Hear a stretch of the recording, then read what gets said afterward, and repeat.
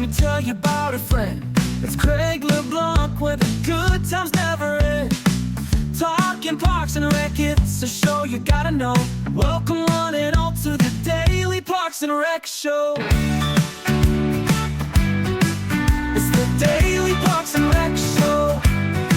It's an opportunity to build a network for a lifetime. They may move away and you may move to that city and you've got a contact. So it's unique in those relationships. They're lifelong. Yeah. Especially if you've got some wonderful championship that may happen amongst that, is even a stronger bond. And I get to say that for collegiate too. Yeah. So it's a unique relationship for a lifetime. Welcome back to the Daily Parks and Rec Show Leadership Series. In this episode, we're sitting down with a true Georgia powerhouse, Michelle Johnson, Assistant Director of Recreation and Special Events for Peachtree City. From a 5-year-old gymnast growing up in her hometown rec center, to a collegiate athlete at the University of Alabama, to a 30-year career that took her from coordinator to director, Michelle's story is the definition of full circle. In this episode, we dive into her passion for programming, the growth of special events, and why community input is the secret sauce behind successful recreation. She shares insights on the explosive rise of pickleball, the evolution of youth sports, and the power of creating safe, healthy spaces where families thrive. Let's dive in. All right, we are live again with the Daily Parks and Rec Show Tuesday with our second Leadership in Parks and Rec series. It's our flagship show that we air Monday through Thursday at noon Eastern time, and I have a special guest from Georgia. From Peachtree, Georgia. Michelle, how are you doing today? Well, I'm happy to be here, Craig. Thanks for inviting me. Yeah, good to have you on. And your director kind of hopped in a little bit. Hopefully we can get him on the show one day, and he's going to be missing out at Jekyll Island, but you'll be attending it, correct? Correct. I'm attending GRPA with a couple of our staff, so looking forward to that. Fantastic. Yeah, just about another 6 or 7 days before it's go time. Right. All right. Well, before we get started, I want to play our 300th episode. Thank you to everyone that helped us get this far. I can't believe it's already been a year, and we're already at episode 309. But definitely couldn't have done it without the professionals of Parks and Rec and people like yourself, Michelle. So I really appreciate it. And then after that, we are now opening up to work with other strategic partners to help us create this thing. Now that we've kind of got that first year under our belt, now we just need help expanding it to create the first media platform for the Parks and Rec community. So we'll play a promo for vendors to see how they can participate with us. And if you're interested, just hit me up on LinkedIn and we'll get that conversation going. So we'll play these two and come right back to start a conversation with Michelle.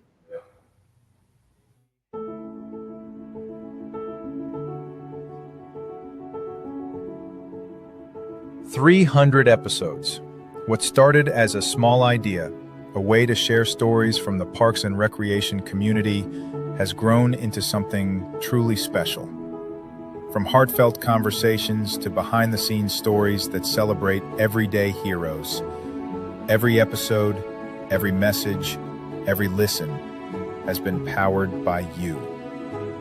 To our loyal listeners, our partners, and every Parks and Rec professional who continues to inspire us, thank you. You've helped us grow, you've helped us evolve, and you've reminded us why we do this, to tell stories that matter. This milestone isn't just ours, it's yours too. As we celebrate our 300th episode, we look ahead to the next chapter. More stories, more community, more impact. From all of us here at DPRS Media Company, thank you for believing in us, for tuning in, and for helping us make it this far. Here's to the next 300 episodes and beyond. Are you a vendor, brand, or service provider ready to connect with the heartbeat of local communities? At DPRS Media Co., we tell the stories shaping parks and recreation across America. Through podcasts, live streams, videos, and newsletters, we reach frontline leaders, city directors, and decision makers every single week. From youth sports and facilities to programming and policy, our audience is your audience. Sponsoring or partnering with DPRS Media Co. puts your brand in front of the professionals who build, budget, and buy for their communities.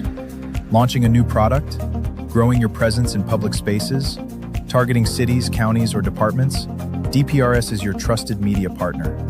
Whether you're in software, turf, aquatics, robotics, smart cities, or special events, partnering with DPRS puts your brand in the story.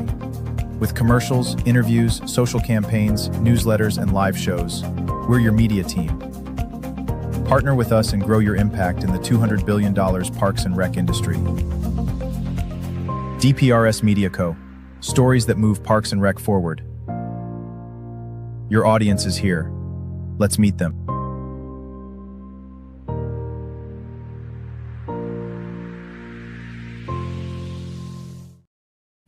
All right, Michelle, why don't we start off talking about this convention that's coming up in a few days? How many times have you attended GRPA? Through the years, multiple times. Yeah. So yes, it's a great way to get together and meet across, the state, different directors and programming, and recognize some special talents that each rec leader is doing. So yeah. Have you played any other roles in GRPA over the years? As far as roles, in recreation, so I held a director's position with a local municipality prior, so stepping in as the assistant director after retirement. So, oh, you finally got to retirement, only to end back up in Parks and Rec. Yes, absolutely. And where were you before? At a local city of College Park, right there by the Atlanta airport. So I was there for almost 30 years. Oh, wow. Now let's go back to, I guess, your early days as a high school or college kid. Kind of, who were you back then? Because we do have a lot more interns and college students that are watching our shows, and so I'd like to kind of maybe just give a glimpse into your life back then and what kind of attracted you to the industry of Parks and Rec. Yeah, so of course, grew up as an athlete. Was in a different sport, gymnastics, which is not something typical with football and basketball. But the rec center had a gymnastics program, so I was there from the age of 5. So it had a unique opportunity of being in a rec center that I ended up being a director at, which was really unique down the hallway. Oh, wow. The gymnastics program. So grew up doing gymnastics, went on and did collegiate gymnastics at the University of Alabama. And the opportunity came up to go back to the rec center as a gymnastics coordinator. Right out of college, right after getting married, moved back from Tuscaloosa, Alabama back to College Park, and ran that gymnastics program for some time, enjoyed it, but I always loved programming. Always did more than just the gymnastics program. I would do some of the needs for the rec center, from setting up computer program to registration to hosting gymnastics competitions. So I always loved being a part of it. And I always had the dream of being a director there. So I got that dream to grow up through a facility and had my retirement in the same building that I learned to dance in. So it was pretty cool. It was a really unique experience. But I always had the plan for those that are looking for recreation. It's a great industry. You get to go to work in tennis shoes, or you can dress up depending on what's going on for those activities for the day. Yeah. So, but it was a unique, awesome experience, and had planned when I retired to go back into recreation. Never really planned to get out. There's always something that needs to be done in recreation, whether it's a volunteerism, doing volunteer work, or running programming, or helping out with setting up and breaking down for all our special events. Yeah. I have a great amount of respect for college gymnasts, especially. I was a Kentucky cheerleader, and they used to send us to the gymnastics team, and they used to kind of coach us on our tumbling. That's the only part of gymnastics I touched. But I was just blown away. And my partner was a pretty accomplished gymnast, and we actually went to University of Alabama during one of our college camps, and it was just a beautiful campus. What was it like competing at the collegiate level? It was fantastic. Now, of course, injuries happened, which yes, an athlete. But yeah, I did fall in love with the campus. It was beautiful. But for those kids that are out there that are looking for a great profession, I would highly recommend recreation. But yes, so the campus was beautiful. Competing in a collegiate. Now, of course, Gymnastics was very well known at the University of Alabama, University of Georgia. Southeast had some great collegiate teams, so it was an honor to be a part of that. But and to go in and do a profession in gymnastics after that, and then stay in recreation. I can't believe every day that they pay me. Don't repeat that to do my job. Right. It's amazing. Yeah. Enjoy going to work every day. Yeah. Yeah, and often we talk about you can wait till the end of your career when you're retired to contribute to your community and leave a legacy and make a difference, or you can enter in Parks and Rec and start making a difference in your 20s, giving back to your community, and actually, like you said, get paid to do it, good benefits, and a great community. Yeah. Um, Tell us about what your first couple years in Parks and Rec was like when you got out of college. Yeah, so working in municipalities is a different environment than what you would typically see outside in the private industry.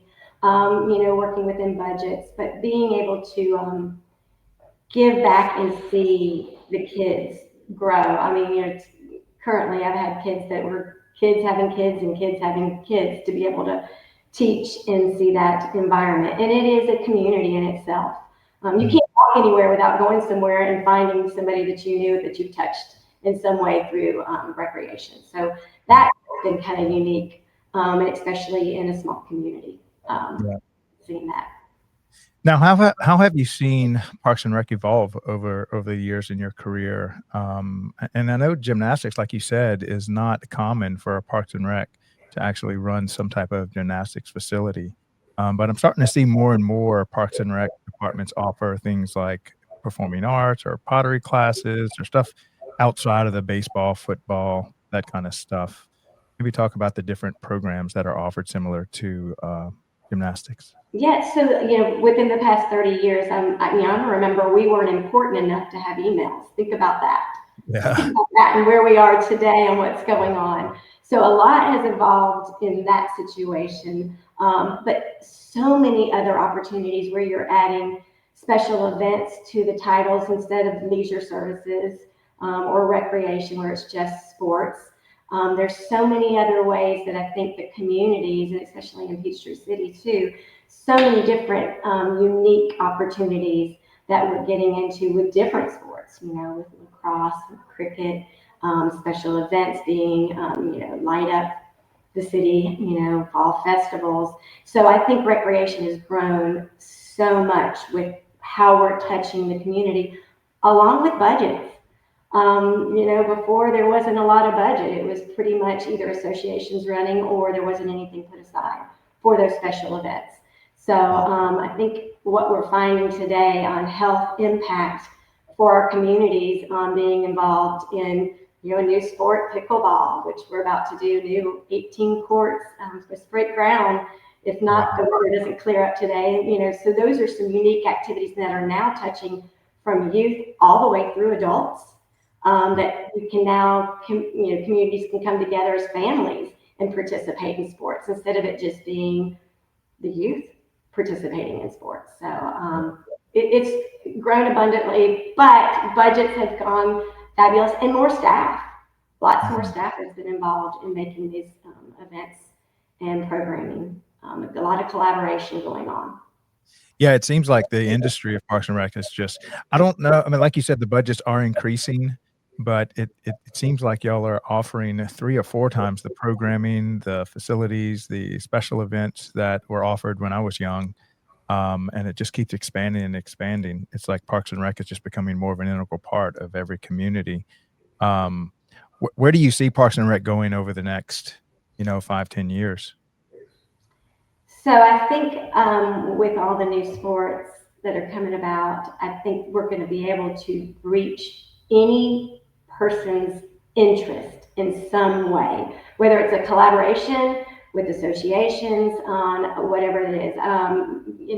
There's a program that was something that I started prior, was an aviation program. I think it's going to be recognized at GRPA. Now I'm not with that entity anymore, but it was something close to my heart, my family, and even with Peachtree City, aviation is a huge part here. So being able to pique that interest of a youth at a very early age in flying was something that I wanted to do, and it was something that I was able to start and partner with somebody's interest on setting up that opportunity for a young kid to get involved. So I think anything, we've got drone soccer now coming. There's all esports, so many different ways that we can reach the community and the kids. So I do see unbelievable programming with some budget and some with not budget, being able to do that in the future for recreation. Do y'all do anything currently for esports? Is that something y'all gearing up for? No, we're actually talking about that and how we can work through bringing that opportunity. Our athletic coordinator, we just had a meeting and was trying to figure out what we can do to do that. So interested in that.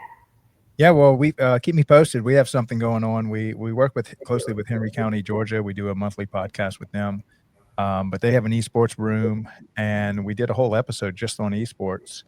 And out of that episode, we decided that one of our next shows we're going to release on Saturdays is like an esports league just for Parks and Rec, so that a Parks and Rec department can compete with their esports program with other Parks and Rec departments across the country, and really just make it an esports for Parks and Rec and make it more of a national thing.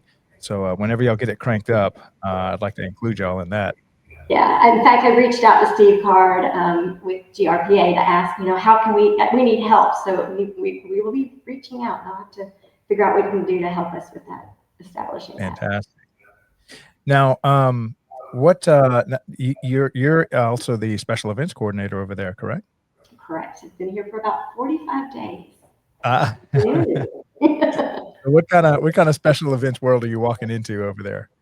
So I'm still on that learning curve, but we just had a fall festival this past weekend. We're doing family football Saturdays this weekend, where we'll host three games, bringing families together, almost like a tailgating opportunity. Then we do our annual holiday event. So typical events, but always fun and new to come into a community. Community I came from before was about 14,000. This is 40,000. So it's a little bit, and we're a golf cart community, which is a very unique community where anybody from our kids from high school can get to school on a golf cart, which is pretty cool. But some unique opportunities here in Peachtree City for our special events. Yeah. We do a lot of 5Ks, a lot of special permit events too that help bring in activities to our community. Yeah.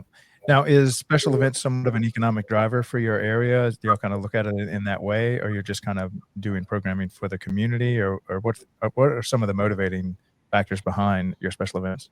Well, of course, with recreation, bringing people into the hotels helps offset some of the recreation funding for our, programming and for our facilities. But, community build is always something we want to do within a government and a municipality. But anything that can help economic-wise, that's we work together with our CDB to do that, to help bring in dollars to the community. Yeah. All right, so I want to play this a little bit early because I wanted to get your comments on it. But have you seen our essential services video we made? Yes. I'd love to get your comments on that, just because we're continuing to try to just raise awareness around Parks and Rec being an essential service and hopefully not getting any budget cuts because they're considered not something we want to keep going. But I'll play that, and then let's get your comments on it. When we talk about essential services, what comes to mind? Police, firefighters, healthcare. But there's another essential service, often overlooked, yet always present. Parks and recreation. Parks and Rec is health. It's the walking trail that lowers blood pressure, the recreation center where seniors fight isolation, the swim lessons that prevent tragedy before it happens. This isn't a luxury, it's a lifeline. Parks and Rec is safety, a playground instead of a street corner, a basketball court instead of trouble, a summer camp where every child belongs. It's not just about activity, it's about protection, prevention, and possibility. Parks and Rec is community, the festival that brings neighbors together, the cultural event that teaches respect and diversity, the open space where a city breathes. It builds bridges where division once stood. It gives people a reason to gather, to connect, to care. And Parks and Rec is economics. It strengthens property values. It drives tourism through events and trails. It saves on healthcare costs. Every dollar invested multiplies, feeding back into schools, into safety, into growth. Essential service is not just about survival, it's about thriving. And Parks and Recreation is where thriving begins. In wellness, in equity, in culture, and in joy. Parks and Rec isn't extra, it's essential. For our health, for our safety, for our communities, for our future. A message from the Parks and Recreation community.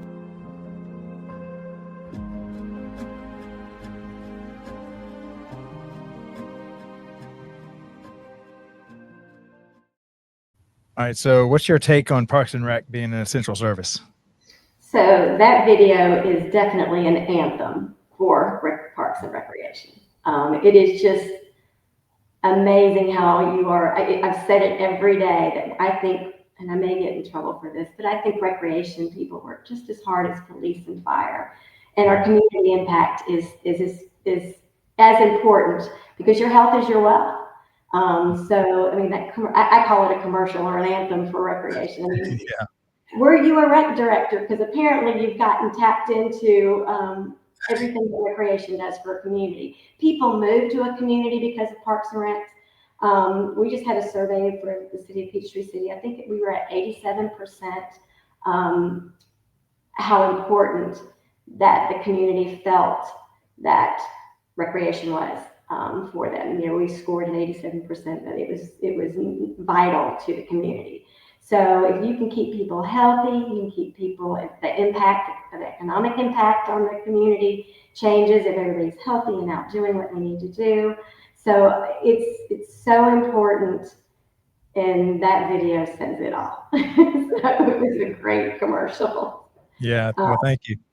It you know, when you edit 300 plus videos around Parks and Rec, our video editors have gotten so well versed in the kind of the spirit of Parks and Rec. So when I asked them to create something around that, they just kind of they already had all the content just in their brain. And so it was really, and I'm shocked at how good of a job they were able to capture the industry. Yeah, that is definitely a commercial for every single, it fits every single Rec and Parks program across the country. Yeah. Yeah. Okay. So tell us more about this pickleball craze and how y'all kind of determined to make this 18 hole. That's got to be, I say 18 hole, 18 course. And is it specific just for, or is it like a dual tennis, or it's only for pickleball, or? Just pickleball. So, you know, again, fairly new year, but I think it was a 2-year process with a lot of community input. And even our pickleball, we don't have an association, but we've got a group that is dedicated and met with our recreation advisory group to kind of give some feedback of what their wants were and what their needs were and what they felt. So there was a collaboration with the municipality and the governing body and recreation and the community to bring in 18 courts. So the weather's raining today, but we were out there. They were putting up silk fencing to get up today and possibly start breaking ground. So we did a groundbreaking, I guess, 2 weeks ago, and looking to have this new 18-court pickleball phenomenon, Peachtree City. So looking forward to it. But there's a lot of input, so extremely excited about it. Yeah. Bring us through that process of, because I mean, that's got to be quite a large capital investment. And then kind of what was the motivation behind it? Was it just people were, you know, I guess playing on your current tennis courts and then they were trying to get the ball rolling there, but maybe take us through that 2-year process of getting that program off the ground. Yeah, from my understanding, there's, you know, set aside for those capital projects that you look forward to as a recreation department, to, you know, so we can use some TPD funds for. And it was an advisory group, I believe, that helped with that. And then process of where are they going to put it? You know, they did have a tennis courts with pickleball, just a few of the courts. And that process just kept rolling and figuring out how to fund it and how much money it's going to be. But it was a process that was a collaboration across the board. So pickleball, that fastest growing sport. But it all work mediation on sound and what we can do, how many we need, making sure of safety, sponsorship. So all kinds of activities that they're going to look out for. And I think it's going to be a great opportunity for the community to be involved with enjoying the sport. Yeah. And I think this is a great example or a good case study of why it's important to get community input, but maybe just talk about the different stakeholders across the board, not just with pickleball, but really with anything else. Why having that community input and all the stakeholders that you can within the community to participate. Yeah, through my experience, I've found, you basically think you're on one path to get something done, and there's always some input that might, change your path. But I've found that the more conversation that you have, the better result and the better received, any type of project that you're going to do. It makes it a collaboration that everybody shows ownership with. Yeah. And so the ultimate goal is for everybody to enjoy and be happy with what a municipality or, whatever project's going to bring to the community. Yeah.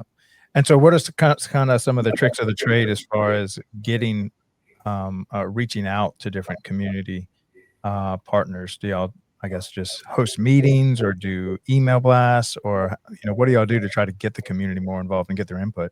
Yeah, so the Recreation Advisory Group does meet on a monthly basis. And like I said, I was only able to participate at the far end of this project, but there was, cost is what was looked at, and, how do we make sure that we're getting what they're asking for, and it was some compromise with that cost scenario and what their recommendations were for safety.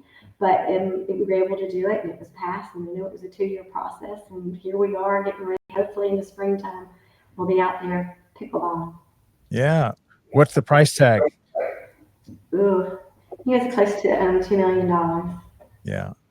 Yeah, that's going to be a highly used. One thing I love about pickleball, I've actually helped with designing a few courts. A friend of mine, I'm a former master electrician, and I still have a lot of people that reach out to me and say, "Hey, can you help us design this?" They're trying to do it on a budget, so I help them kind of engineer it just as a give back.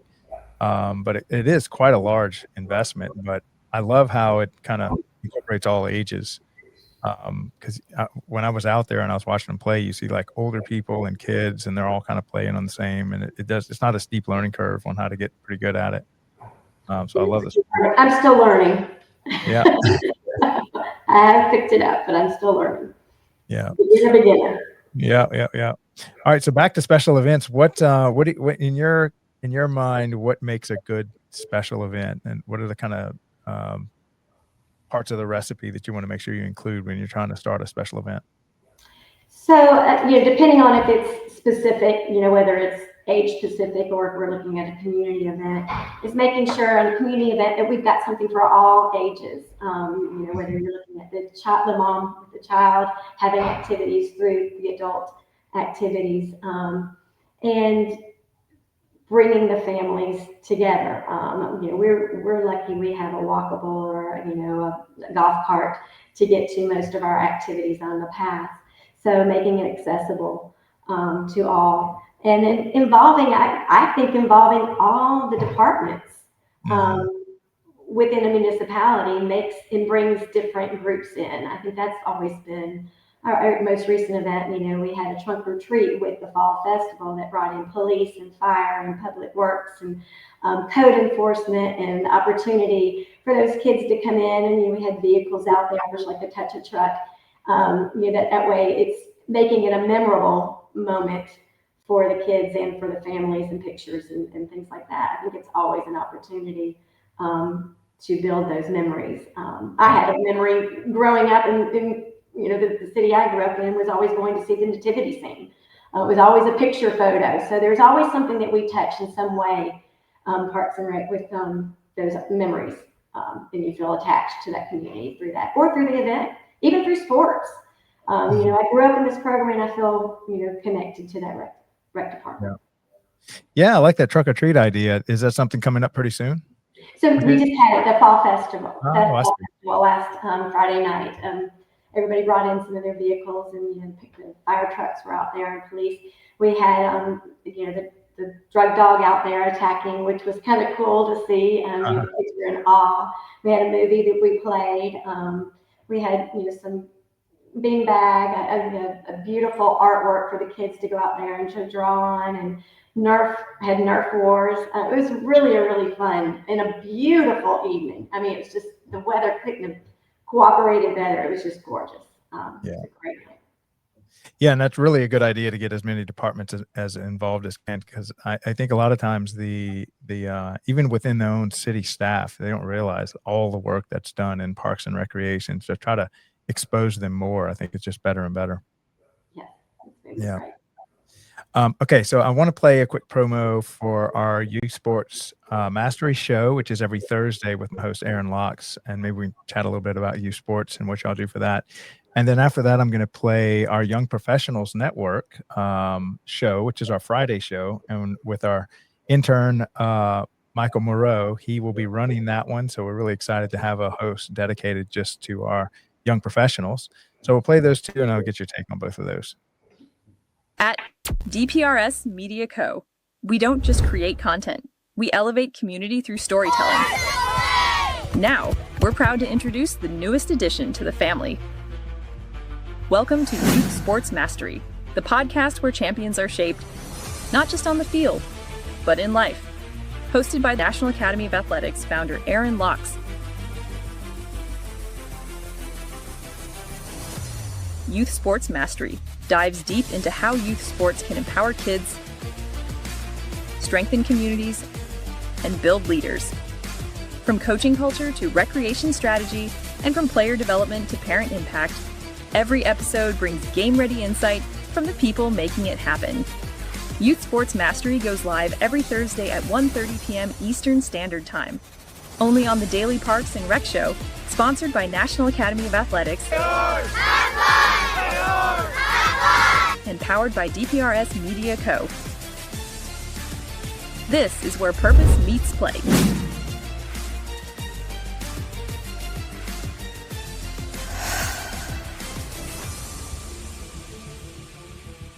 Are you ready to lead the next generation of Parks and Rec? Whether you're a student, intern, or rising leader, welcome to the Young Professionals Network by DPRS Media Co. Our mission? To empower early career professionals in parks and recreation through mentorship, visibility, and real-world leadership development. Our vision? A national network of passionate, prepared, and purpose-driven leaders who shape the future of public service. Starting now. Powered by the Daily Parks and Rec Show, YPN gives you access to exclusive interviews, career-building resources, behind-the-scenes content, and live events, all created by and for the next wave of Parks and Rec professionals. Learn from seasoned directors, build your brand, get involved with national conversations that matter. Whether you're in youth sports, facilities, programming, or policy, YPN is your launchpad. Young Professionals Network, your career, your community, your story.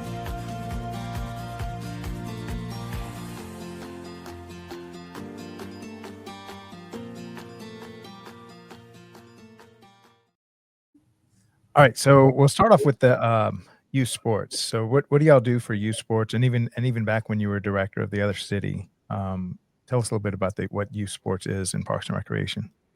Yeah, so youth sports, develops our leaders. I wouldn't be who I am today without sports. I wouldn't with that coaching.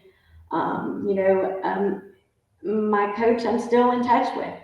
So it's important. It builds those relationships that help develop young people, regardless of what the sport is.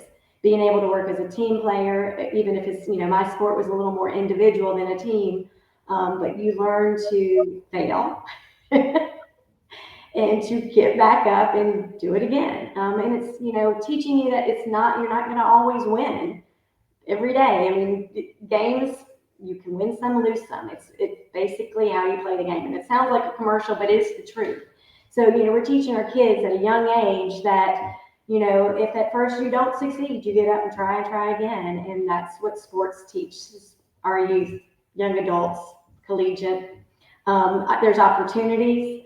It's always networking. It's always not what you know, but who you know. And I think that's what's unique about sports. Mhm. It's, from basketball to baseball to new sports, which are lacrosse, cricket, pickleball. There's so many new opportunities that meet so many different kids' needs these days. But it's sports again, like I said, and in competition. I think builds a better leader every day. Yeah. Yeah, and that kinda answered my second question a little bit about, how important youth sports is to early child development, but maybe we can speak about how Parks and Rec is not just about the travel ball teams and stuff like that, because those are kinda more your elite athletes that could go on to play in high school and college, but Parks and Rec really focuses on all the children.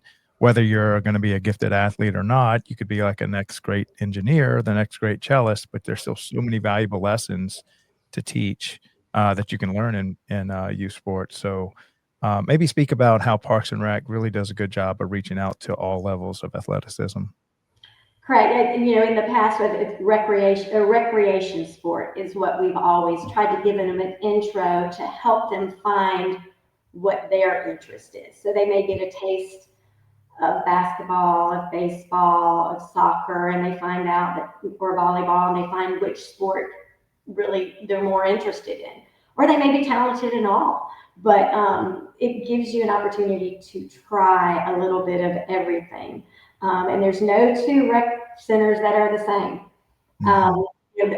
I've got a coworker that always tells me, if it's a bowl of fruit, your Yeah, fruit same. You might have an apple and an orange, but it is similar concepts across the board, whether it's, teaching the fundamentals, developing, a community within that sport, and finding themselves, being able to, test themselves and see what they can or cannot do and how yeah. to really push through it. Yeah, and a lot of times we focus just on either the winning or becoming a better athlete, but maybe speak about just the network of friends that, you form these lifetime bonds, or what were some of the, guess, friendships that you formed over the years, when you were an athlete? Yeah, so I think the gymnastics program that I came from is over 50 years old, and we have our own Facebook page. We have our own, we communicate. People get together for activities. It's an opportunity to build a network for a lifetime. Yeah, They may move away, and you may move to that city, and you've got a contact. So it's unique in those relationships. They're lifelong. And yeah, especially if you've got some wonderful championship that may happen amongst that, it's even a stronger bond. And I can say that through collegiate too. yeah, Um, so yeah, it's a unique relationship for a lifetime. yeah. When's the last time you tumbled? Um, you're not gonna believe this, but I did a backflip on Friday night at the Fun No Festival. way. You still got your backpack? I do. My coworker replayed it for my boss. He was not there Friday night, and it was quite hilarious. So, Yeah, still got a little bit of talent, but when you get above those 55, it gets a little bit harder. So, right. but yes, I will cartwheel, handstand anywhere, anytime. It's.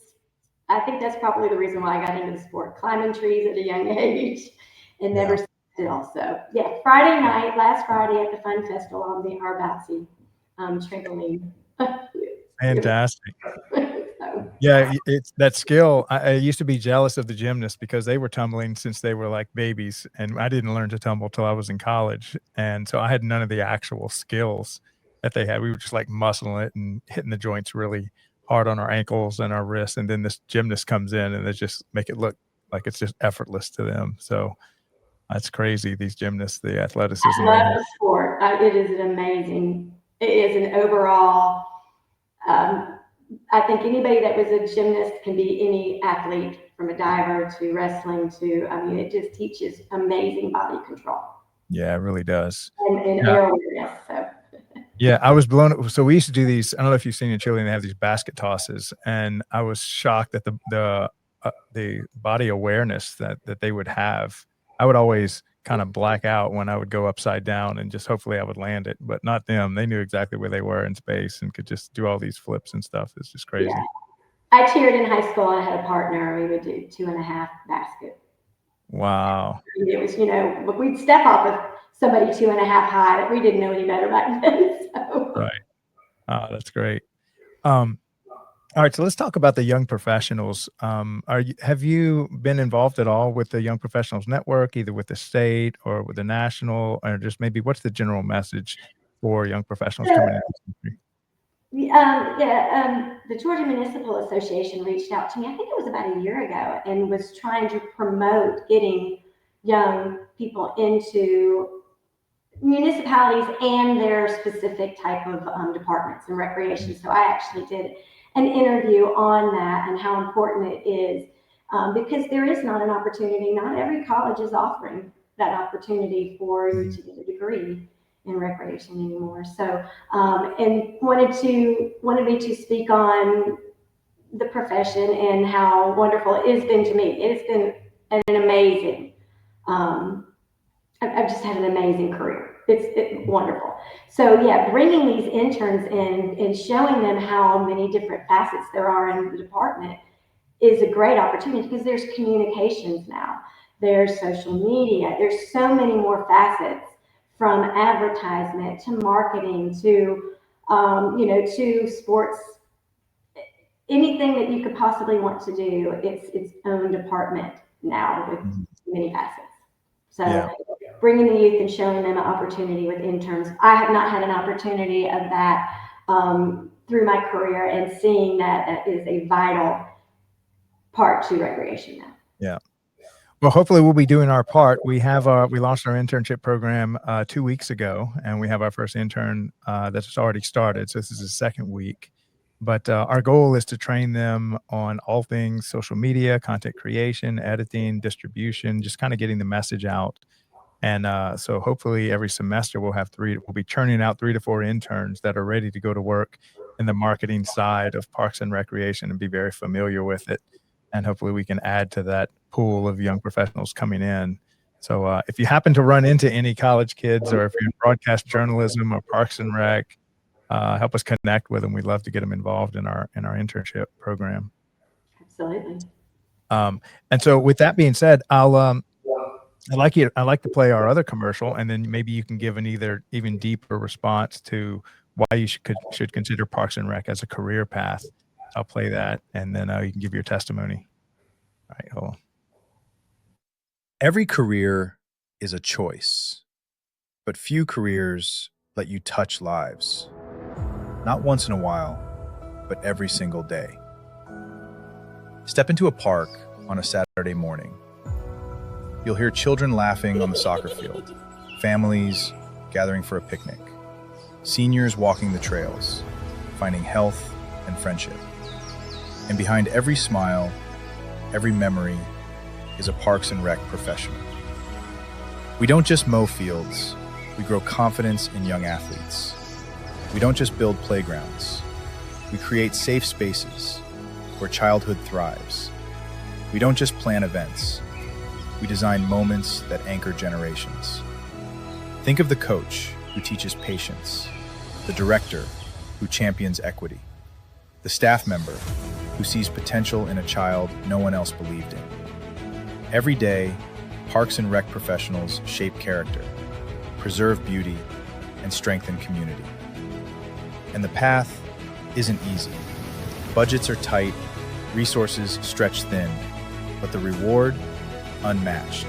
Because what you give comes back in legacy, in healthier communities, in lives forever changed. So why dedicate your life to Parks and Recreation?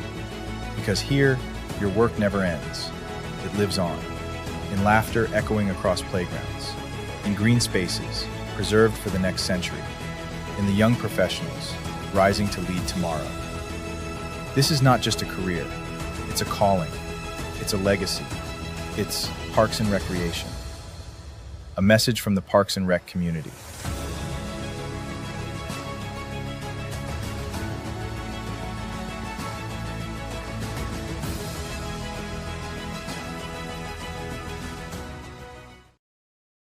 I there was a little part in that clip where they had this girl like twirling around like a ballerina in the line playing basketball. Kind of reminded me probably when you were little. Uh, somebody sent me this video of this line of girls shooting basketball, and one of them shoots and just misses totally, completely didn't even get to the goal. But then as she goes back in line, she's doing like a walkover and a back bend to the back of the line. Like there's a little gymnast in there. Um, Yeah, I was probably me because I could not make a basket. Right. At 4'11", I was a little right, had a little issue with that. right. But yeah.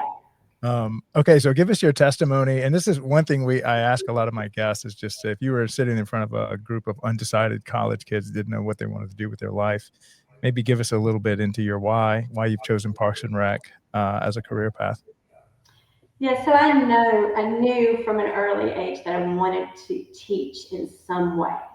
And sports being, my background, it just seems like an opportunity. I thought I would be a teacher, but if you want to touch people's lives, and I mean, from 40,000 people, what we do on a day-to-day and weekly basis, that is a large, huge impact. So if you're a people person, if you like to be active, I think one of the reasons why with my second career, I wanted to get out from behind a desk and get back into programming. I enjoy being around people. I enjoy meeting people. So if somebody's personable and wants to be active, this is the greatest career. Another great thing is the benefits. I mean, I think I told you when we were talking earlier, communities and municipalities, between pensions and health benefits, it's just a great job. Flexible, we work long and hard. I say we work as hard as police and fire, 7 days a week, 24/7. I mean, we were breaking down until 11 o'clock on Friday night, but it was fun and everybody was happy to be doing what they were doing. So it is a unique job. It is never the same job. Even from one event to the next, something's always changing. We may not have, we may have a different vendor, may have a different, it's never the same event. So that's what, because it's always different people and there's always different roles that we all play. Yeah. Yeah, and when we were doing our pre-show prep call, you had said that you just really love programming, have a love for programming and what it brings to a community. But maybe describe to someone who's not familiar with even the concept of what programming is. Can you define that for people that are in the industry? That's a really good question. So yeah, programming can be from, programming a gymnastics class, programming, your basketball season. It can be from setting up a special event. If we do a fall festival, bringing in those vendors, if we have food trucks, if we bring in bouncy houses, setting up arts and crafts, getting the vendors for the movies. We had a costume parade working with the different departments who wants to participate. So it's a lot of coordinating events or programs, from setting up things into your computer system for registration. That would be for vendors, payments, taking payments. So there's so many multifaceted parts to programming and specific on what that programming would be. So even associations, even with recreation and special events, we have associations that we deal with. So there's different partners that we work with to make programming happen with baseball, soccer, and softball, all kinds of activities. It's just so much more involved than just one same daily task every day. Yeah.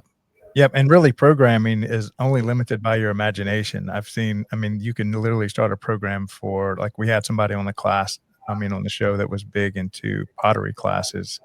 And and then she had like a little group of people that were into it, and they started a pottery room where they just had these kilns and they had teachers come in and they worked with other, I don't know if it's association, but like a group of people that were helping come and teach that. But you can literally start a program for anything inside your Parks and Rec department. Do y'all do anything for performing arts or anything unique like that?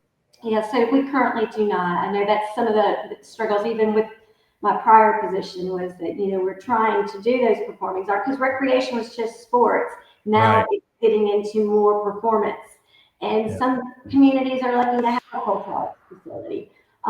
And you know, that's something that I think everybody strives to, but you look at budgets and what you can do. But back to programming on budgets, you can do a program on I mean, I'm seeing what they're doing here today. What they do is amazing with the budget amount that they have. It's your imagination Mhm. is Yeah. unreal what you can put on for a program, whether it's a special event, you know, from arts and crafts to decorations to it's all in your imagination. Of, you know, that's the limit. Right.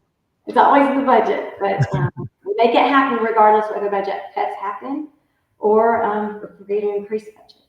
Yeah. So let's talk a little bit about the financing and budget side of Parks and Rec. Where do y'all get most of your money from, aside from the tax revenue? Are there any other creative ways that y'all have found to involve maybe the community, or is there any other way that y'all get funding for what y'all do? So I, you know, recently saw, you know, one of my hardworking staff went out and they beat the pavement to see if they can get some sponsorship to help with whatever we might need. And there is, that community does support that.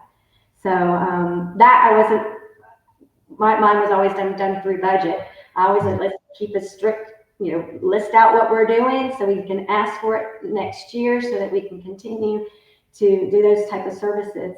So that community outreach is something new for me for sponsorship. But I've seen municipalities do it that way. I've seen it just strictly through budget. But those are the two sources that we look at, budget and sponsorship.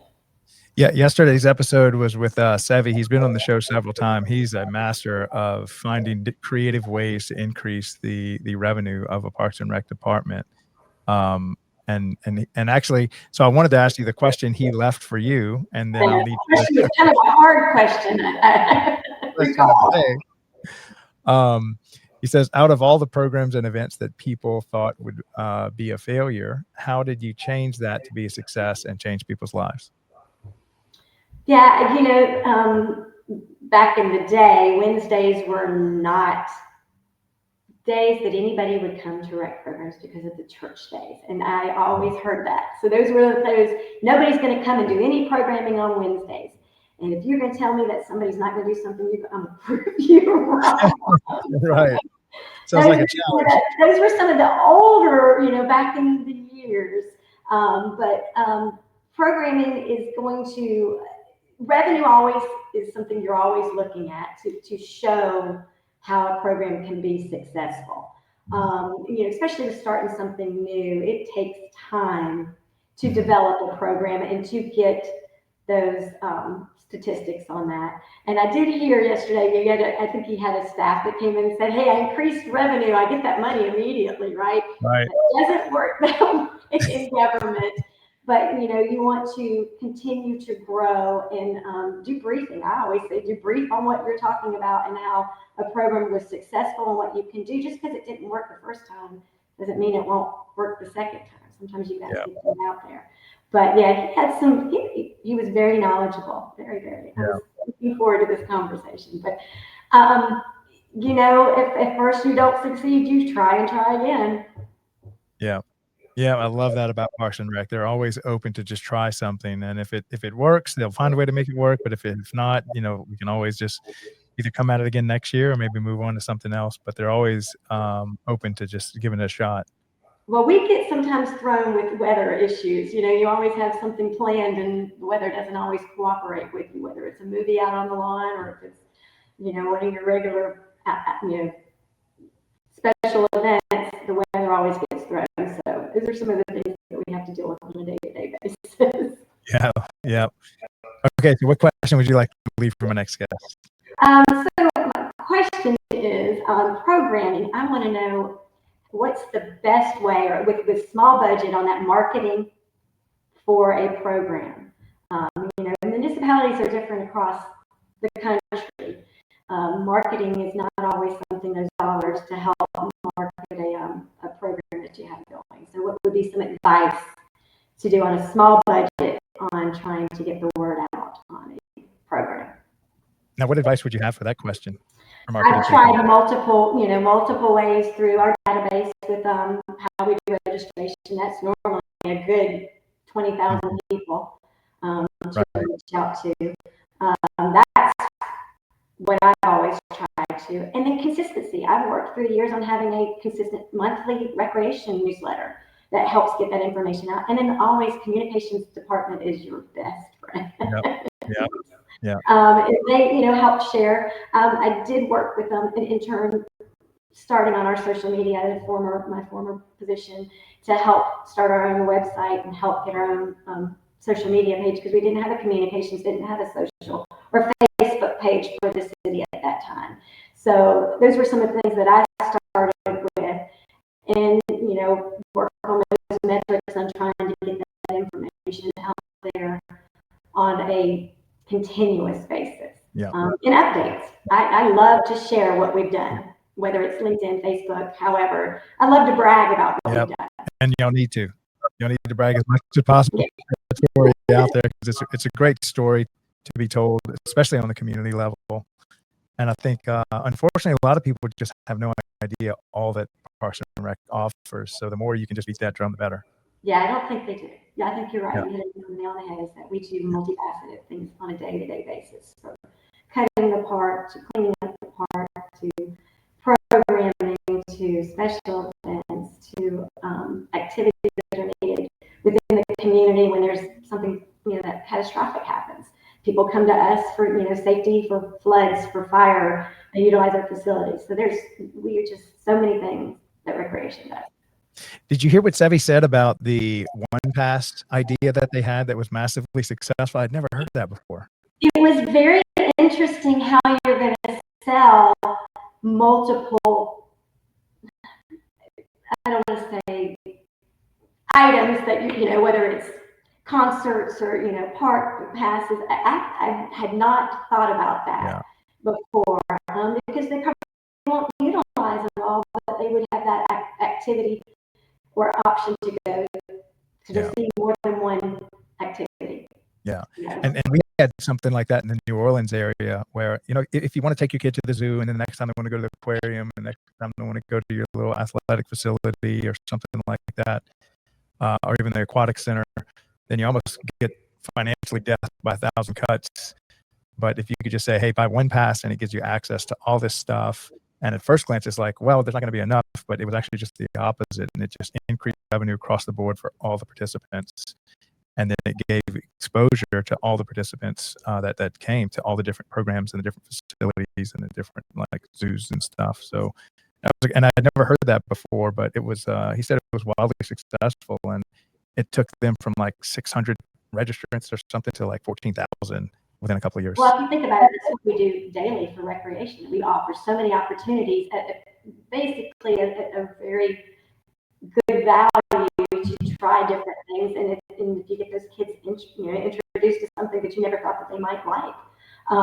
But I did like also how he was talking about the master plan, having small pieces on that plan. It was because I have heard those huge companies coming in. It is a cookie cutter scenario that you can concentrate on a specific area.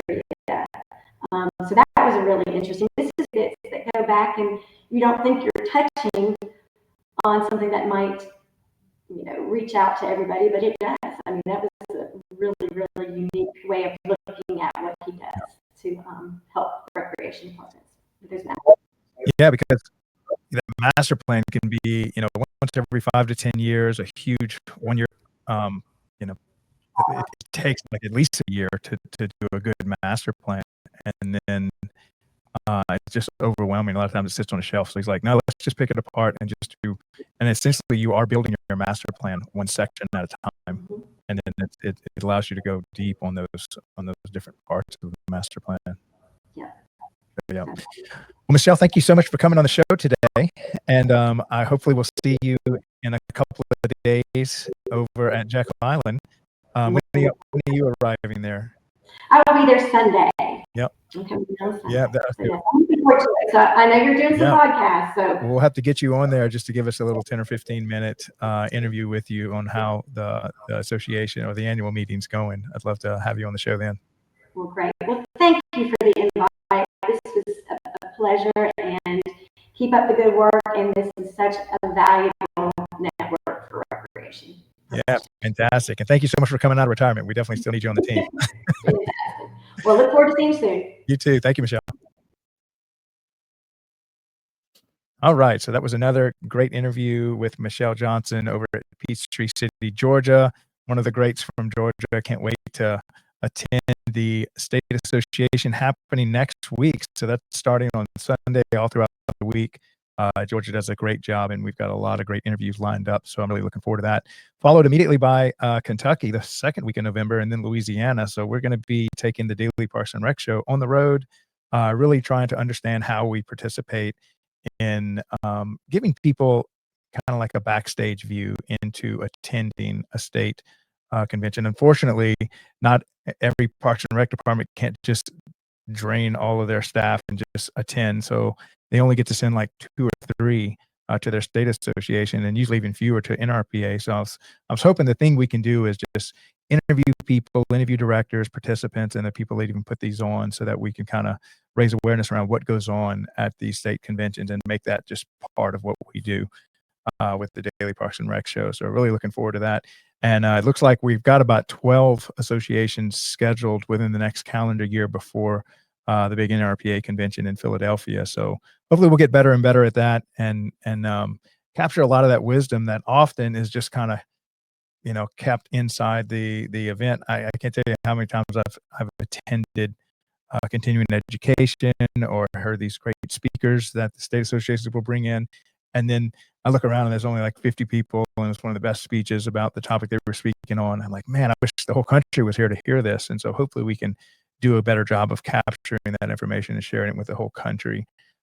Because like Michelle said, you'll hear something from somebody in California, and you can take those little nuggets of golden information and wisdom and apply it all the way in Georgia.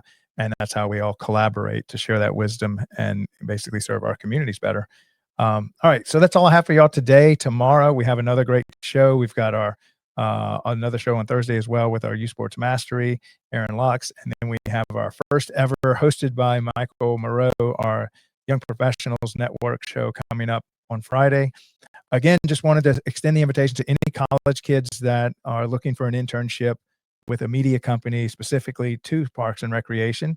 You'll be able to learn how to host, how to recruit, show guests and interview them, and then how to produce the show. You'll learn all the hardware and software stack, and then you'll even get to participate with the editing process, packaging that content, and getting ready for wider distribution, and learn how to distribute content across Facebook and LinkedIn and YouTube and X and all that kind of stuff.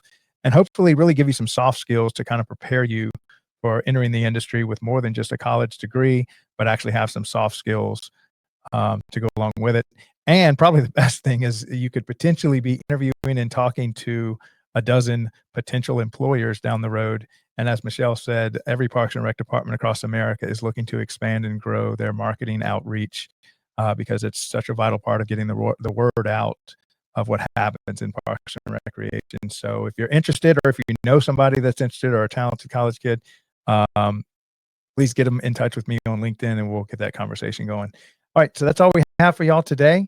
I will see y'all here again tomorrow. Thanks again, Michelle, for all the work that you're doing. And love you guys, and thank you for the support to getting us past this 300th episode. We are definitely going to keep going. Y'all take care. Bye.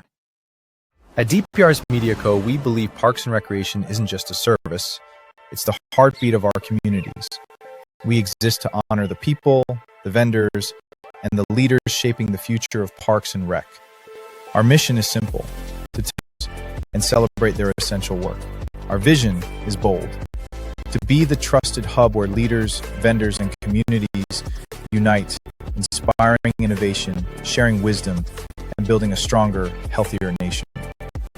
Through over 220 live shows and 6 weekly series, the Leadership Series, Facility Maintenance, Young Professionals Network, Youth Sports Mastery, The Rec Room, and Growing Leaders, plus our industry-leading newsletter, we're building a media platform made for the Parks and Rec community.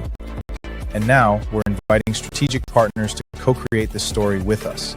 As a partner, you'll gain 12 hours of annual live exposure with polished 60-second promos refined for maximum impact, year-round visibility with dozens of replays across our media network, premium features in our newsletter, and amplified social media reach. This is your chance to educate, inspire, and lead, while connecting directly with the professionals who build, budget, and buy for their communities. This is DPRS Media Co. Let's build the future of Parks and Rec together.